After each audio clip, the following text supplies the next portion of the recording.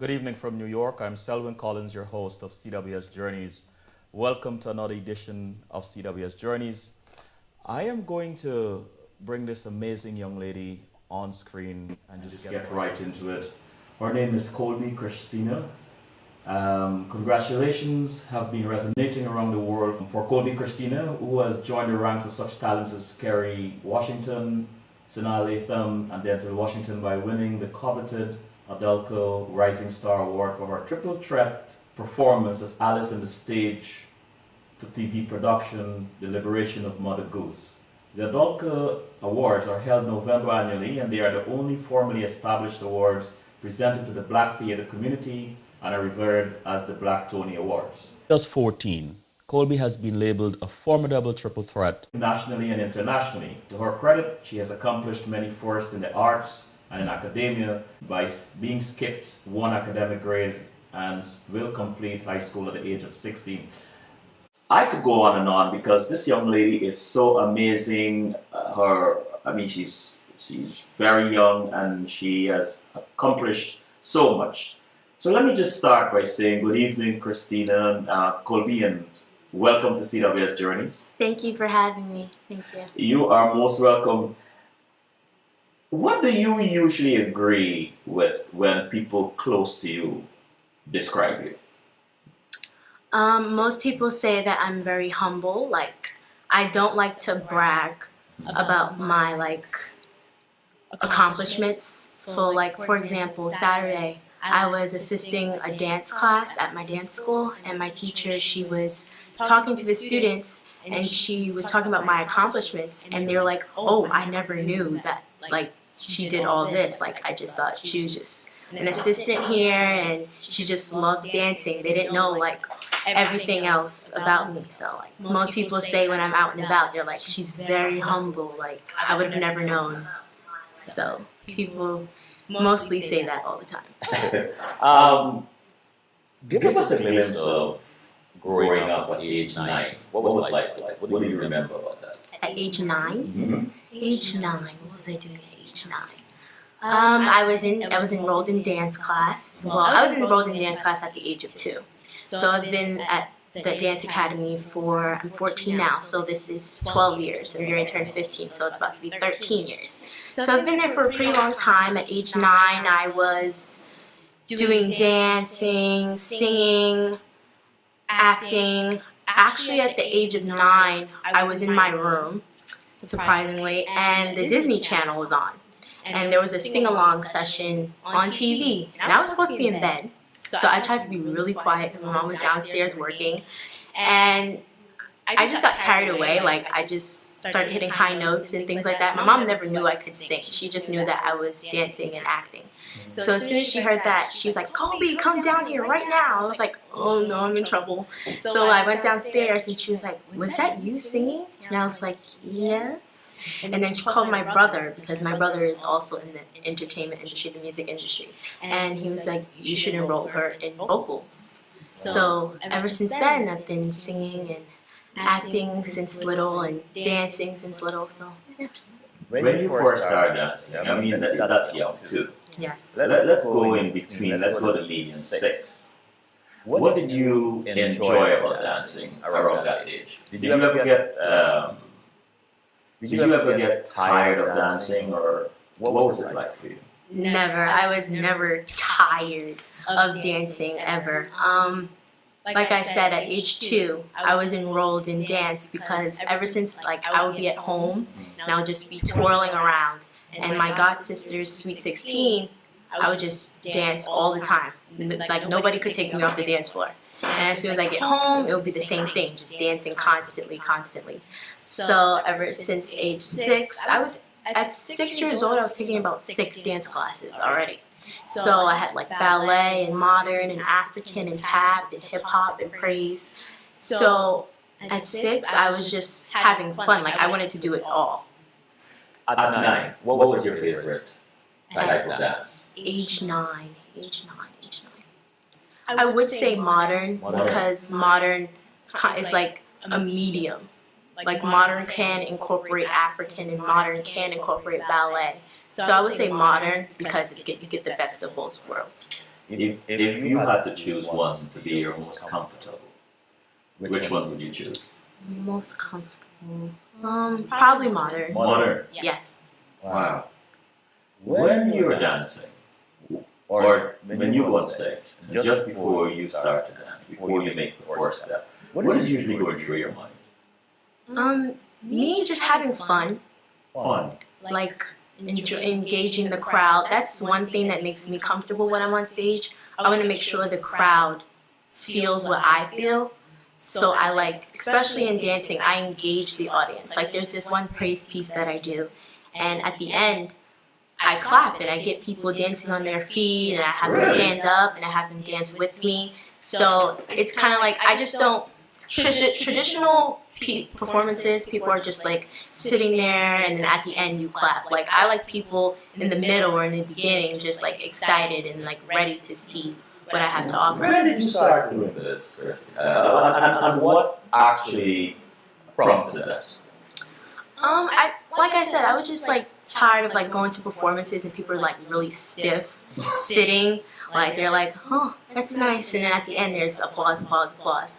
I was like, to me, I like the traditional way, but I feel like in the new day, new year, whatever, you need to like hype it up a little bit instead of just having the same old, same old. Do you ever get nervous?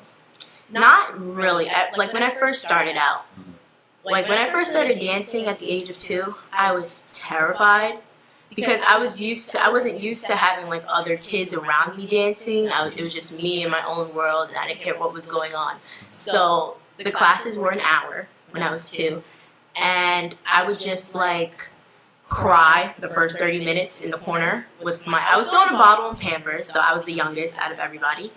And then the next 30 minutes I would dance. And then as soon as I get home, I would dance. My mom was like, no, you should have done it at the studio. So it took me about 6 months. I know that seems like a long time. It took me 6 months to get off my nerves when I was 2, but that's like normal. And then ever since then, I've just loved it. You know, we talk about this later. You do a lot in encouraging other young people to in education and to dance and all these things. When you reflect, and you know, you're so young, and I'm talking about reflection, but anyway, I want to ask this question. When you reflect on your path, your dance trajectory, how much do you credit your parents, your mom, for introducing you to dance at such an early age? Every time, pretty much.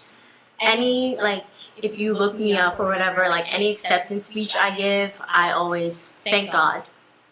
Then I thank my parents, my mom, for showing me how to be a business woman and being a complete package, and like knowing how to, just deliver myself in a positive way and not seem like arrogant about it. Because I know a lot of like some celebrities, I would say like a few here and there, they're like arrogant about their accomplishments, and that's not really me. So I'm just humble about myself. What is your favorite thing to remember, or your favorite memory about your parents during those, or like when you were 9, 10?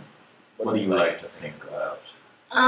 For my mom, when I was younger, I never knew my mom could sing. So that's when my brother was still living in the house at the time. My brother's 29 now. My brother was still living in the house. We had those little cassette tapes, and I was like, these are really old. Like, do they even still work? And he put it in, and he was like, just listen to this. There's this lady singing or whatever. And I was like, he put it in. It was at church. It was at a church, and this lady was singing. And I was like, oh my goodness, she was really good. And he was like, guess who's that? I was like, who? He was like, that's Mom. I was like, really? You're kidding. Like, my mom it has an amazing voice. And then going back to my great-great-grandmother, Estella Joyner, people say she had a voice like a hummingbird. So, like, the vocals passed down, and that's how I was blessed with the gift of singing. And for my father's father was the lead singer for the group of the Platters. So, really? Yes. Just music has been in my family for like a long period of time. Like my grandfather, he hasn't like singing, but like every here and there, I hear him like carry a tune and things like that. And I've just been surrounded by people who just been singing. What does this mean to you? If you had to tell your friends or, talk about your family and being part of this rich history of music and performance, how would you describe your feeling or your relationship to that? I'm just like, to explain it to my friends, like, I'm just very grateful that I was blessed with this kind of family, because a lot of kids, they're like, I've seen it too at my dance school, like kids are forced to take classes because the mothers, of course, they want what's best for their kid, but maybe dancing isn't what they want to do. Like a lot of kids are like, I don't really want to be here. I want to do painting. I want to do like sculpture or different things like that. I'm like, well, you should tell like your parents that's what you want to do. So for my friends, I just like tell them, do you, basically. Do what you want to do. Don't do what you see everybody else do. Like, there was this little girl that came up to me in my dance school, and she's been following everything that I've done. And she's like, I want to be like you so badly. And I stopped her right there. I was like, you may want to like aspire and like look up to me, but I don't want you to be exactly like me. Like, be you. Do what you want to do. Words of wisdom. I've met your mom. I had the privilege of speaking with her several times, and she's quick, and and she's on top of things, and I really admire and respect that from her.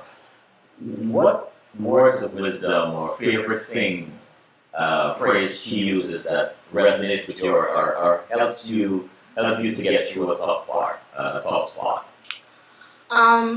In most of my speeches, I always tend to incorporate each one teach one, and we must lift as we climb. Actually, my great-great-grandfather, Abram Joyner, that quote, I know it's been used other places, but he just drilled that in his children and like their children and their children. It passed down to me, and now me and my brother were passing it down to my niece and nephew. So that pretty much two quotes combined, Yes. words of wisdom, are like kind of what I think of all the time. And I was going to ask you about him later, and I'm glad you brought him up. But there's a part of it that talks about, lifting people, sort of empowering people. Yes. And you do that in your in your outreach, your community work and motivational speakers, Yes. people. How important is that to you to empower others? To me, in this world, it's not just you, and there's others to like grow from that. So a lot of times I see that people, they just want, for example, an acting role. An older lady, she may have her role, but they won't share information to others. So a lot of the times I see that, and like nowadays people don't really want to help each other. Like, I just don't understand why. But me, I like, at my dance school, I stay there from 9 a.m. all the way till 9 p.m. just because I like to empower and strengthen and like help those behind me. You've been dancing for a while, Yes. and you've danced on Broadway and off-Broadway and all these amazing venues. What are three sets of discipline you have? What are three things you stick by? Stick by in dancing. My teachers always taught me that you have to be very well-rounded in the dance industry, because you will go to an audition, and I'm able to, but some others aren't able to, and it's unfortunate that like they favor one, let's say, genre of dance over the other, and you have to be like very well-rounded. So in an audition, you may have like the ballet and the modern and the African, but out of nowhere you may have to do a tap piece. So I'm glad that my teachers and where like I dance and everything, that they tell me that. Who are some dancers you admire? Oh, there's a long list. starting with my own kind of first teacher, Karen Thornton. She's been traveling all over the world, Broadway, off-Broadway, TV, film, different things like that. Who else? Jamal Barnes. He's amazing. Misty Copeland, I would say, since she's like the first black ballerina at ABT. So that's a huge accomplishment for like black dancers. Yeah. So that really stands for something to us. Who else? For Dance Africa, Baba Chuck Davis. He's the artistic director. Well, he was the artistic director, but he still is to me, of Dance Africa. And now this year, it's Baba Abdel Salam. He's taking over. Those, I would say 5, I think I said. Yeah. They're like the ones I really look up to. Wow. The guy, well, the original director or the previous director of Dance Africa, right? What was his last name? Baba Chuck Davis. Bobby Chuck Davis. Yes. What is it in his style that really resonates with you? He's just like, he's a thinker. Like he likes to have fun. He makes everybody seem like a family. Anytime Dance Africa comes around, like you can ask anybody who's been in Dance Africa or has seen it. It's like an exciting time. Each year we have a troupe come from Africa, and we join with them in different pieces. Like this year is Senegal, and I'll be dancing with the dancers from Senegal this year. So just his vision is so broad that like some people think it won't be able to happen, but somehow it happens. Like he makes sure to like get whatever he has on his head on the dance floor, and that's the same thing that Baba Abdel has. They have big visions and big imaginations, and like some people think that imagination, like you can't make it happen in real life, but somehow they make sure it happens. So that's what I really enjoy What about still them. surprises you about yourself in dancing? Me in dancing, what surprises me in dancing? What still surprises you? I mean, like, you know, about yourself. About myself, how I'm able to manage all these different things. Like people always ask me, "Are you tired?" I'm like, "No, not really." You have the blessing of youth. Yeah. And it's like, yes. Yeah. And also passion. Yes. Right. That definitely you drives mentioned me. something. You mentioned the word, and believe it or not, when I asked you about, you know, how do you feel about being in this family, this gifted family, and so on, and I was thinking that word, and you said it, and it really, you know, really pleased my heart when you said you're grateful. Yeah. Because gratitude is such a very important thing. Yes. And you know, you are a dove, and just continue flying while you go home. If you were to eavesdrop your parents telling a stranger about you, Oh, it's happened. how do you think each of them would describe you? Let's start with mom. My mom, she's a businesswoman. So she goes straight for, here's the card. Hi, like, I'm mom. This is Colby Christina. This is my daughter. She's an actress, dancer, and singer. We would love to keep in contact with you. So she's, like, very good with that. And then as she gets to know the person, then it's kind of like a family. Like, talking to my mom is very warm. Yes. I just don't know. Like, some people are just like, I don't know. It's just so easy to talk to her. So, yeah, that's my mom. And Dad, how would you describe? Dad, my dad, when we're out, he's mostly the photographer. Oh. So he doesn't talk to the business people as much, but when he does, like, he's just like, yeah, my daughter, like, you see her, that's my daughter up there. So yeah, we have like a very fun time, my dad and my mom. Yeah, that's really smart. You made history at your school for being the first to successfully audition for all 3 studios, dance, drama, vocal, at the LaGuardia School of Performing Arts.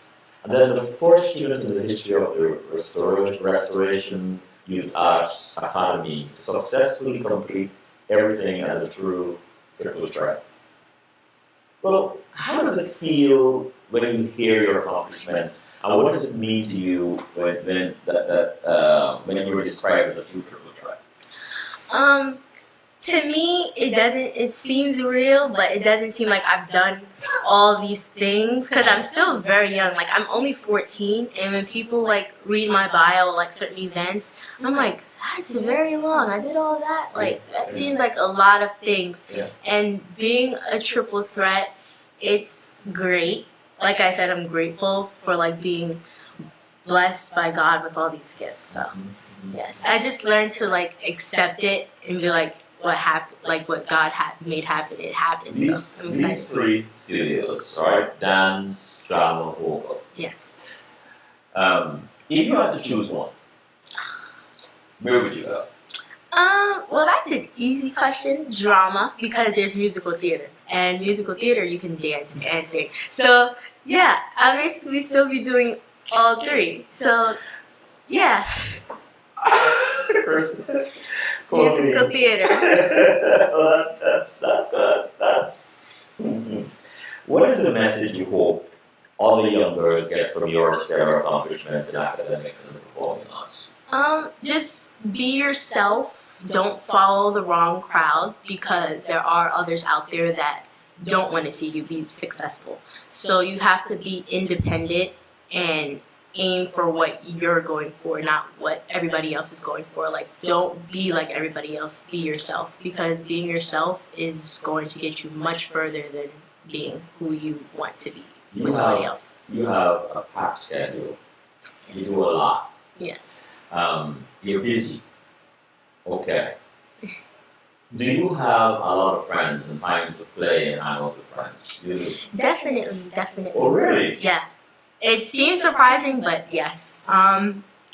For example, like, I just went to a Sweet 16 on Saturday with my friends, so we spent the whole night together dancing and different things like that. I definitely have time, especially during school. School, like, the environment is very, everybody does, like, sing or dance or, like, draw or paint or different things like that. So there's definitely time for fun.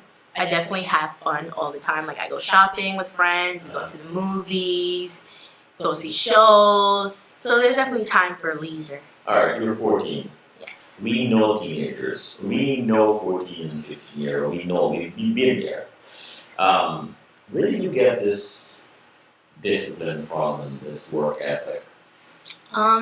Just watching others, like, the director at the Restoration Center for Arts and Culture at the dance school that I attend, Miss Peggy Alston, she's just shown me what it means to be an artist, pretty much. So, like, definitely watching others and seeing the way they handle things and, like, their talents and, like, what they do, I definitely, like, learn from that. I'm going to step out on a limb here, and I'm going to try to be a little bit presumptuous by asking you your relationship to your goals, what you want to accomplish. You know, I presume a great dancer or a performer. How married are you to your craft, to your goals? How married are you? I'm, like, very connected with it. Like, people say dance is life, or acting is life, or singing is life. That's not really me. Like, I live and breathe this every day. So, like, I feel like the performing arts will never leave me, and I definitely don't want to leave it. Like, for some way, whatever I do later on in life, the arts will definitely be incorporated into it. You're brilliant, Colby. I mean, we can't deny that. There's evidence, right? What is your favorite subject? Favorite subject? I would say dance, because dance is the subject at my school. But if I had to choose, it definitely would be English or science. Or science? Yes. What is your most challenging? Most challenging? I don't think I have, like, challenges, but the one that requires the most work is probably history. But I definitely, like, love history because my mom. Something, Colby, I gotta sit here and tell you that I like the way you took my question and just rephrase it. Oh, I just love it. Oh, you know, you're scoring a lot of points with me. Go ahead with your bad self. So history, right? History. Oh Oh, I love this. I love this. I can't think of challenges, but the one that that's good. That's good. Tell us about winning the Odelco Rising Star Award and why you believe you stood out. Oh my gosh, this gets me so excited when I talk about this. So in 2014, I believe, I did the lead role of Alice in The Liberation of Mother Goose. Mm-hmm. And ever since then, work has been coming in. So when I got the Adelco Award, I saw so many like faces and like actors, and I was just like, when that was like my first Adelco. So when I saw everybody was just like so welcoming and just like, they were just like, "Hi, Colby, can I get a picture?" I'm like, I was used to the pictures, Right. but that night it was just like very intense. Like it was just flash, flash, flash all over. I'm very, like I said, I'm grateful that I got this award, because without this award, like, I don't think I would have accepted the fact that I was like good, I guess. People were just like, "Oh my gosh, like you're one of the youngest. Like, do you know who's gotten this award?" And then I did my research and I saw Denzel Washington's name. I saw Shana Latham. I saw Kerry Washington. I was like, "Oh my gosh, this is like the big deal." It's fascinating. So Congratulations. yeah, thank you. Very, very fascinating. And when you got it, when you were receiving this award, do you remember what you were present at the time? What was going through your mind? I just wanted to like thank everybody, pretty much. I know my speech when I got the award was a little long, Yeah. but I just had to, like, I wouldn't like be happy if I didn't get that off my head. So I thank God, I thank my mom, I thank my grandparents, I thank my godparents, I thank my teachers, I thank my fellow cast members. I was just like thanking everybody. So yeah. How very important is discipline? Is rehearsing? Is yeah? How very important? I remember when we were doing the Liberation of Mother Goose, the rehearsals were very intense. Like, it was during the school year. So after school, I got out of school at 3 o'clock. And after that, I just had to, I think I was in school in Brooklyn at the time. I was still in middle school. And after that, I had to run straight to restorations for rehearsals. And rehearsals would last from like 4 to like 11. And then when it'd be time to go, the director actually was the same director that's going to be for Dance Africa, Abdel Salam.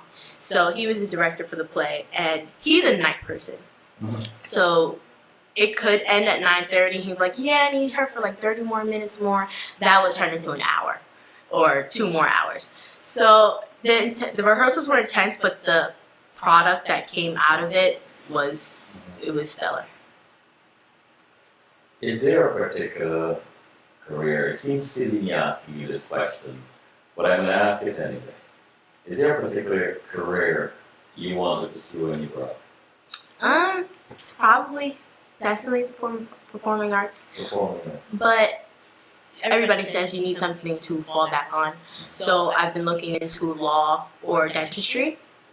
So, and actually, the funny thing about dentistry is that when my mom and I, we were going through like our family tree, and we saw that like way back, there was a great, I don't remember how many greats of a grandfather, but he was a dentist.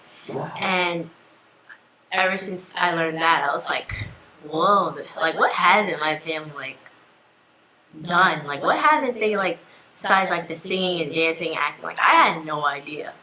But now I'm looking into law, like my aunt's a lawyer, and my mom's a doctor. So like I'm getting confused between going to medical or law. Yeah. In 2014, you became a freshman in high school. What was your first day like? First day of freshman year. I was very excited. It was definitely an adjustment from middle school. Plus I'm the youngest out of everybody.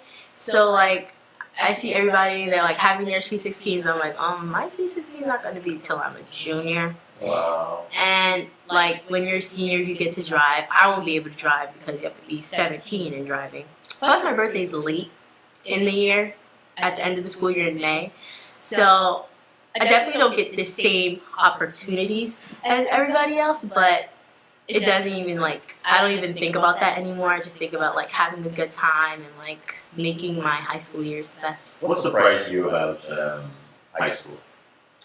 How nice everybody was. Like, I thought everybody was just gonna be like, I didn't think there was gonna be as much fun. But for some way in my school, they make everything very like happy. Like last week we had our retreat for just all the sophomores, and we were just able to just talk and play games and just have a good time. When do you usually study? I usually study straight. Okay, that's a funny question because you would think I would never be able to study, but I am able to study. Like Monday, Tuesdays, and Wednesdays are kind of my off days from the arts, which is surprising. But there may be a few here and there. It's like I have to like keynote an event or do a rehearsal. But Monday, Tuesday, Wednesday, I normally stay after school, go to like extra help or anything, or just go straight home and just do my homework, knock it out, and then I'll probably have a script to review after that. So one more question, I promise, a quick one, and then we take a break. Take a quick break. Also in 2014, and July to be exact, you became an advocate and spokesperson, so to speak, for STEAM, science, technology, engineering, arts, and math. Describe a typical experience speaking to other young people about education. Education is definitely important. I know people hear that a lot, but like you can never say it enough. Like it's just true. Especially for when you're an artist, you definitely just don't want to like focus straight on the arts. You definitely need your education, like I said, to like be a backup or like a plan B. But education is definitely important, and I can't like say it enough. I did an event, a STEAM event, and we just brought in like, it was about 40 girls. It was my first event, so we brought about 40 girls from across Long Island, and we were just talking about like the way women aren't really in that many fields. Like we were surprised that like there aren't that many scientists, there aren't many engineers. They're like it was just everything, like whether they weren't enough jobs for them or their pay or just anything. Yeah. Let's take a break.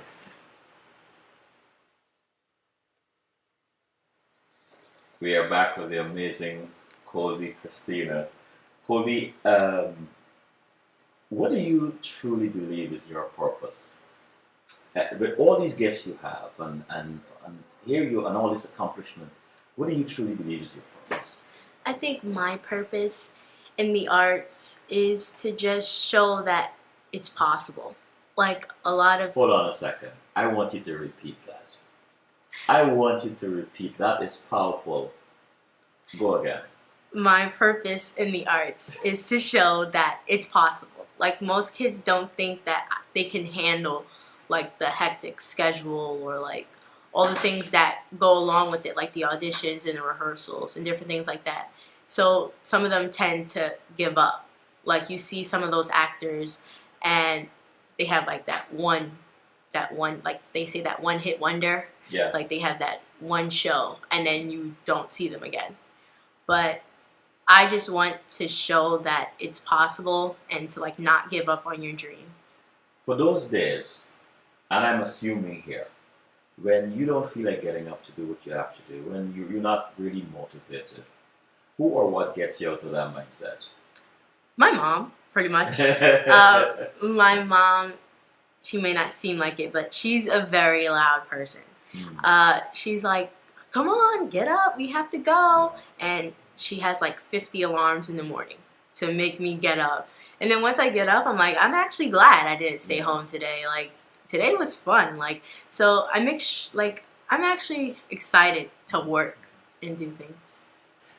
What is one particular quality of a mom that you're just happy that you have? She's so hardworking. Like, I don't even know how she does it. Like, she's up until like 3 or 4 in the morning. What? or 2 in the morning, and she has to get up at 5:30 to take me to school. So I just don't know how she does it. I don't know what she does. She doesn't sleep. She doesn't take naps. But for some reason, she's just so dedicated to what she does. So I'm just very grateful for that. And like, I hope I have that same quality that she has. Describe a typical day in the life of Colby Christina for us. Typical day. Well, I wake up by the sound of my alarm at 5:30, and sometimes I don't get up at exactly 5:30. So my mom's like, "Come on, get up." She'll flicker the lights, different things like that.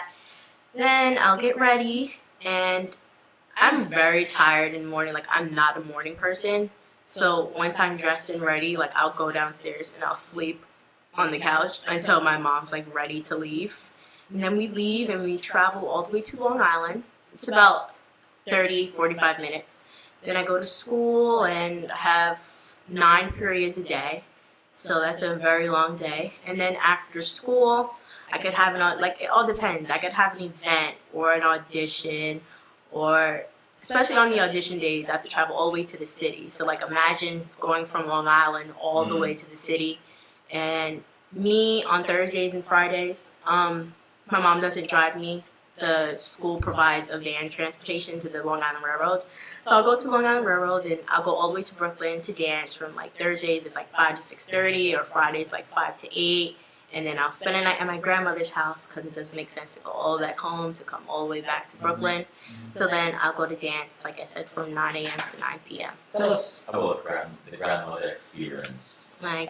So there is Granny, and there's Mom. Yes. So, you're blessed to have both of them alive, of course. Yes. But if you were sitting in a room with them, Yes. and they were telling you a story, any story, what do you think this story would be? Probably the community and service. My grandmother and my mother are very, very, very much alike. My grandmother, she's a community leader. Like, she does community service, like the community garden, or like the block association meetings and different things like that. So I see where my mom gets it from, because my mom does the same thing. They're always like, I'll call my grandmother, she's on the computer. Like, I look downstairs, my mom's on the computer. So it's kind of like they're the same person, actually. Is this where you get this community spirit from, this drive? Yes. Because you've gone into soup kitchens and homeless shelters and so on and so forth. If you were to advise other young people like yourself about community involvement, what would you say to them? Definitely do it, because you have a few celebrities that actually give back, but you don't see all of them do it. Like, you see some that start a school, you see some that give back to their old school, you see some that have like turkey and toy drives. Like, I helped my mom because my mom is a sickle cell advocate, because my great aunt Bernie, she had sickle cell anemia. So we had a turkey toy drive, and we were just giving back to the patients especially. And then I did a soup kitchen. So I was giving back to those who weren't able to like eat on Thanksgiving and different things like that. And my grandmother, we just promote the community as much as possible, because a lot of people always forget about that one small neighborhood. Like, oh yeah, they're fine. But no, like, we hand out flyers under everybody's door for like hours and hours at a time. And then it was up to them who come out and help. I was going to ask you, why are you such a sought after, do you believe you're such a sought after speaker at events? But I dare not risk asking this question after sitting in front of you for a while. I'm sure the audience will understand why. But even if I were to, why do you think they come after you and they ask you to speak? Because I just think they want to hear my message. And what is that? Like I said, each one teach one. And we must lift as we climb. So that's what I live by every day. I love that. So that's what I live by every day. We must lift as we climb. Yes. So like, we just like have to like help the others behind us, or like those who aren't able to do it themselves. Like, give them the resources, give them the help, give them the encouragement. If there's a prank side to you, Colby, if there is, and you could get away with it, what particular prank you would want to play on mom especially? Prank. I'm not really a prank person, but prank. I don't know. What prank? I wouldn't I don't think anybody would want to prank their mom. So I don't think I would do that. I haven't tried it. I really haven't tried it. But I don't think anybody would want to prank. I prank my dad. You prank your dad? I can prank my dad. But my mom, no. I wouldn't dare to. My dad, yes. I would do that to my dad. Oh, you're so funny. Yeah. What do you like to do when you're not rehearsing or studying? I love cooking. Really? Yes.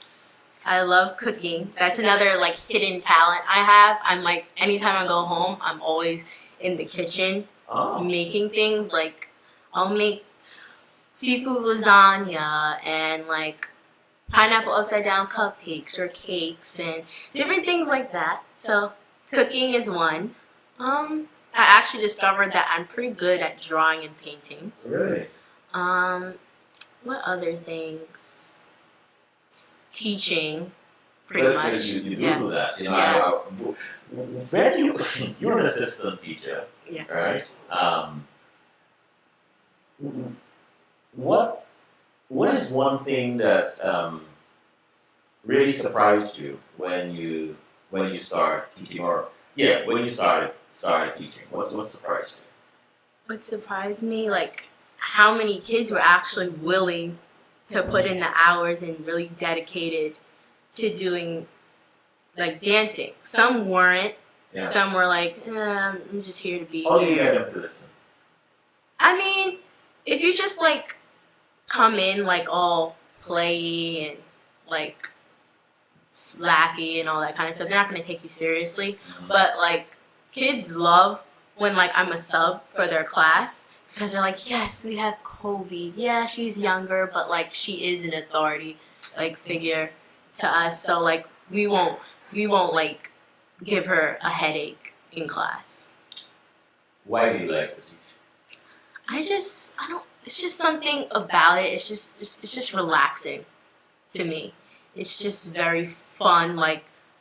I love doing being behind the teacher and learning different things like that, but I also wanted to have a chance at that same feeling, and it's actually a quite good feeling. So you're quite an easy person to speak with, Colby, and so humble. With all the accolades, citations, proclamations, inclusive of the New York City Council, State Assembly, State Senate, and even the United States Congress, Colby, how do you manage to stay grounded? The guidance of others, especially my mom and my dad and my grandmother, and seeing how they manage what they do. So it's kind of something that I've picked up along the way. So.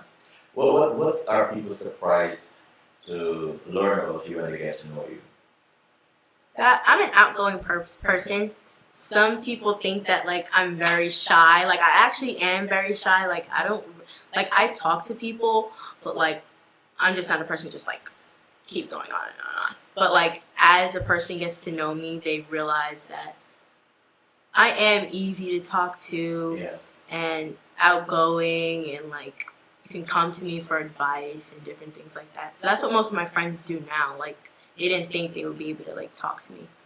Tell us about your GoFundMe campaign and why you started it. My GoFundMe is mainly for college, and I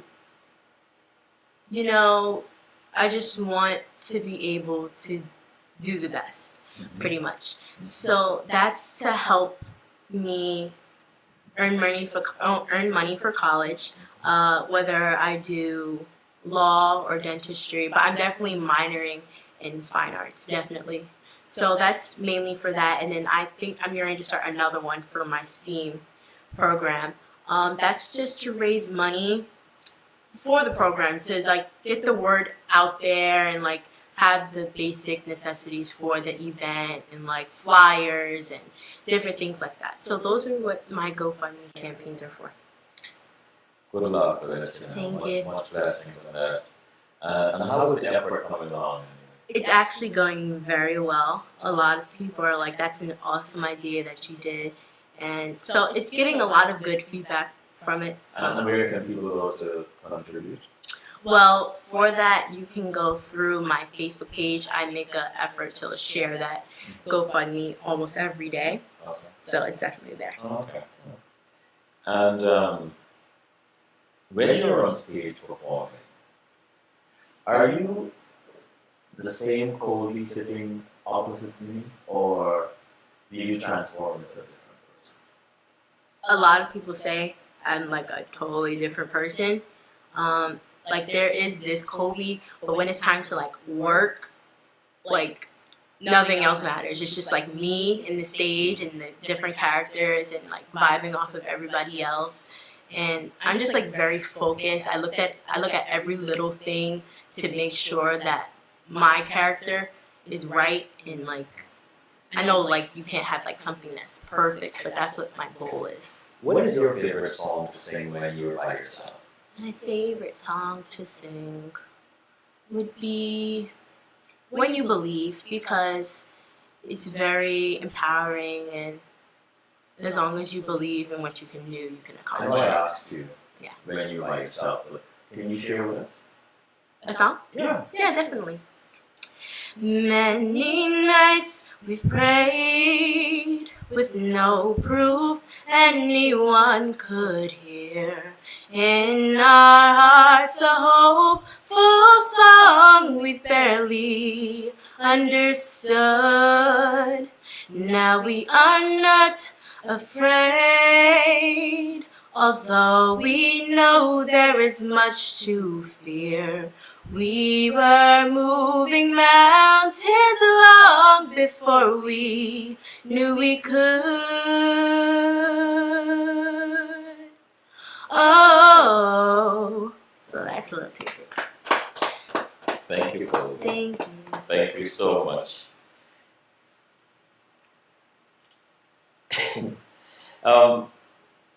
If you were in a room with some young people who feel like they don't want to go to school, they feel that school is a waste of time, they're despondent, they're unhappy, they feel like giving up, what would you say to them to motivate them? Like, you have to look at the outcome of it, like what you will benefit from it. Like, if you don't go to school, then you pretty much won't get a good job. And I know everybody, like kids nowadays, they love money. So like, you won't have the money you want. You won't have the education that you wanted. So when you're in school, you have to look at the positive outcome. Like, you will have the great job you wanted. You will have the nice car you wanted. You will have everything that you pretty much wanted. As long as you, I know it may seem tiring, like, oh, there's school every day. When is it going to be over? But like, in the end, you have to like fight through it and look at what positive outcome will come from it. What is your favorite book to read? My favorite book. There's a few, but I love Misty Copeland's book.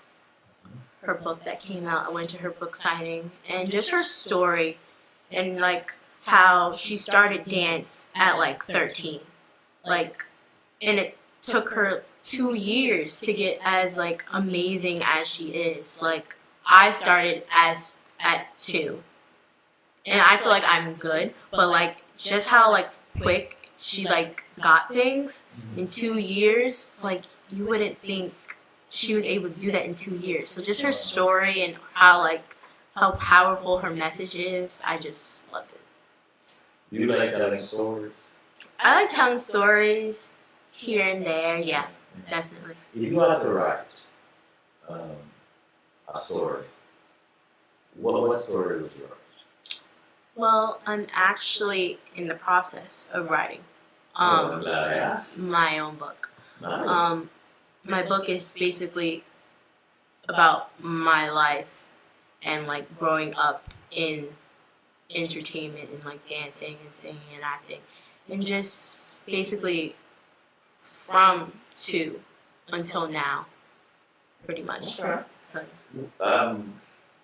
What is one of your favorite moments on stage? favorite moment on stage, during the liberation of Mother Goose, there was toward the end, toward like the finale part of it, like what a little before, there was ancestry, like history moment of it, where throughout the play Alice didn't know who she was. She was just some girl, like kind of like hypnotized by this one rabbit, and she didn't care about anything else besides finding that rabbit. And at the end she actually found herself. Like, she knew who she was, she knew who she came from, she knew what she stood for and what she wanted in life and what she wanted to tell everybody and what her story was.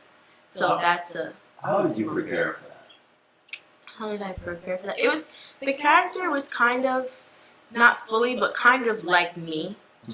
When I first started out, I was just focused on like dancing.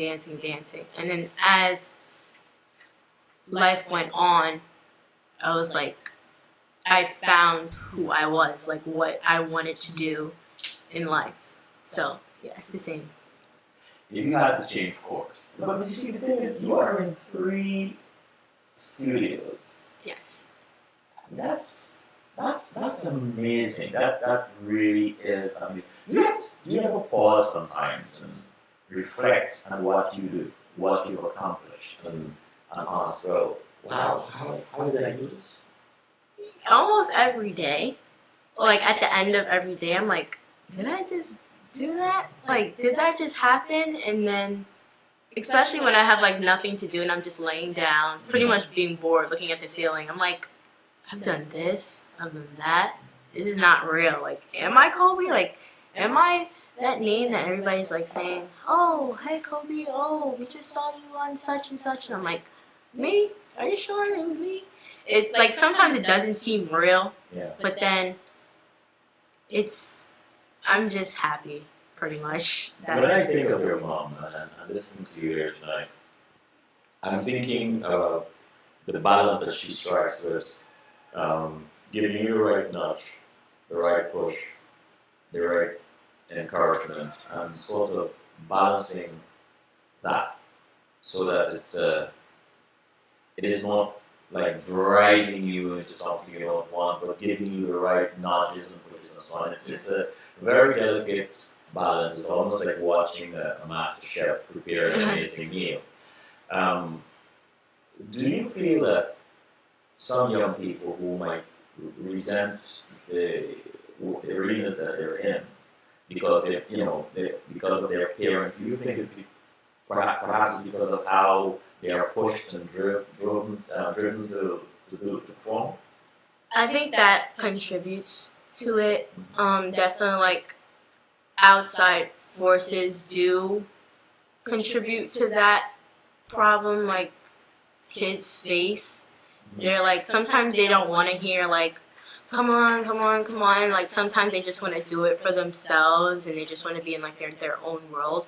But then again, it's them, like what they want to do. Sometimes they just don't want to do it, and then sometimes they do, but they just get tired of hearing, come on, we have to do this, we have to do this. Sometimes they get tired of that. I think.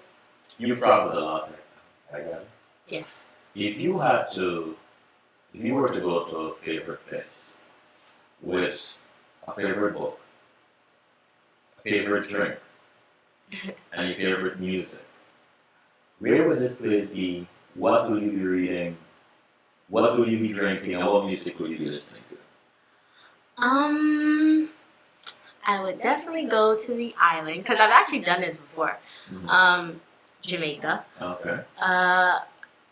I went to the beach and I was just sitting there and what was I reading? I think I was reading Raising a Child Star or something along the lines of that.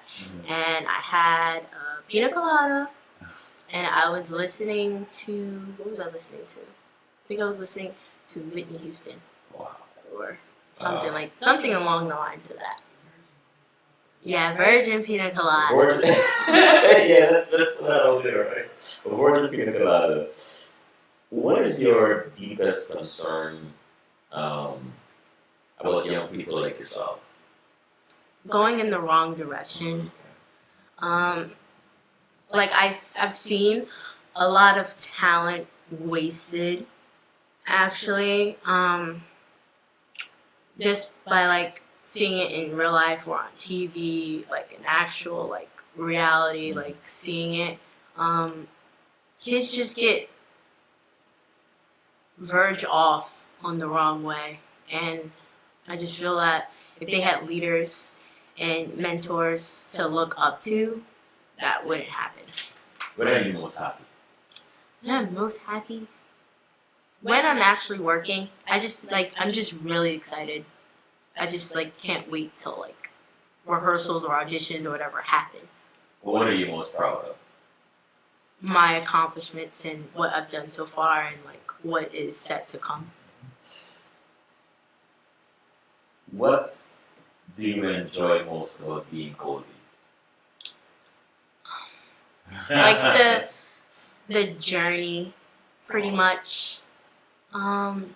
What do I enjoy most? Just like living life. I like those answers. I really do. I mean, wow. If you could go back in time, I mean, you were just 14. I can't believe I'm asking you this question, but you know what? I'm gonna have some fun. If you could go back in time, what would you tell your 9-year-old self? What would I tell a 9-year-old self? That was just 5 years ago. I don't like. What would I tell my 9-year-old self? Have fun. Pretty much. Yeah. Don't be afraid, because I know when I was 9, I was kind of nervous, but I wasn't as nervous. But I was just like, just go for it. Pretty much, just have fun. Just do you. Just have fun. Finish the sentence. I do what I do because. I love it. What makes you laugh out loud? My brother and my dad, like their corny jokes. Are they listening to you tonight? Yes. Oh, so they just already said their jokes are corny. Sorry, Dad and Robert. Colby, it was a pleasure. That was very delightful, and thank you so much. You're welcome. Thanks for having me. You are welcome anytime. And this is Selwyn Collins saying good night, and thank you for tuning in. Fear not what fear whispers to you. Fear your obedience to it. Good night.